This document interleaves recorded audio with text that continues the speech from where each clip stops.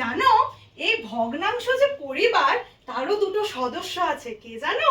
একটা হলো লব আর একটা হলো হর। এই যে এই একটা, একে আমরা বলছি লব, অর্থাৎ গুড মর্নিং স্টুডেন্ট। তোমরা সবাই ভালো আছো তো? হ্যাঁ, আমিও ভালো আছি। আচ্ছা, রিমা আর রনি কি নিয়ে ঝগড়া করছো গো? ও কথা বলছো, আচ্ছা আচ্ছা। তা কি বলো তো, কি নিয়ে কথা বলছো শুনি একটু। ও, সামনে বড়দিন আসছে, তাই তোমরা কেক খাবে সেই নিয়ে আলোচনা করছো। আচ্ছা আচ্ছা, হ্যাঁ বুঝলাম। আচ্ছা, আজকে কত তারিখ আগে বলো তো? আজকে হ্যাঁ 14/12/2025। তাহলে দেখো বছর তো প্রায় শেষই হয়ে গেল, কি বলো রাহুল? হ্যাঁ। আচ্ছা, আজকে আমরা একটা মজার খেলা খেলবো আর একটা মজার জিনিসও শিখবো, খেলতে খেলতেই শিখবো।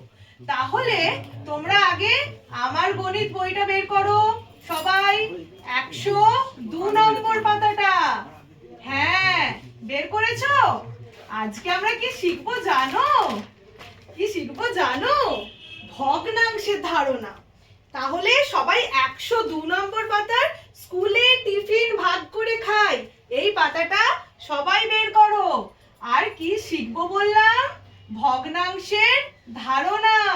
তাহলে এই যে তোমরা কেক খাচ্ছিলে, কেকের কথা বলছিলে, তাহলে আজকে দেখবো যে কিভাবে কেকটা ভাগ করব। ঠিক আছে? তাহলে আজকে আমরা কজন আছি গো? অনেকজন। আচ্ছা, বাহ, বেশ। তাহলে আজকে বলো তো, আপাতত এখন কেকটাকে ক ভাগ করব? কি বললে রিমা? 8 ভাগ। আচ্ছা, তাই হোক।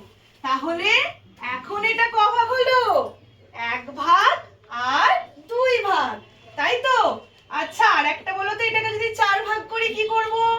এইখান বরাবর একটা লাইন টানবো, তাহলে কি হলো? 1 2 3 4। এবার দেখো তো 5 ভাগ হলো। হ্যাঁ, ঠিক বলেছো রাইমা।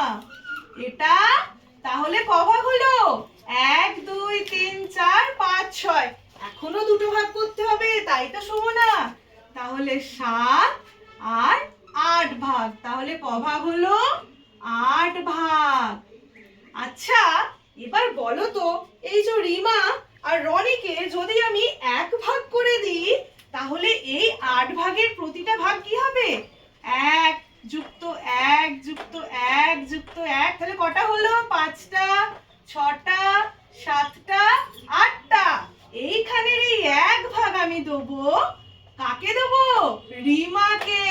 তাই তো রিমা?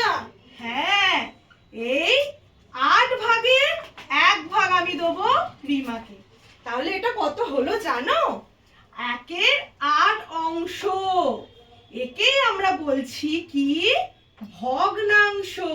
অর্থাৎ এই যে কেকটাকে সমান ভাগে আমি তোমাদেরকে ভাগ করে দিলাম, তার মধ্যে রিমাও পেল 1-এর 8 অংশ, রাহুলও পেল 1-এর 8 অংশ, রনিও পেল 1-এর 8 অংশ।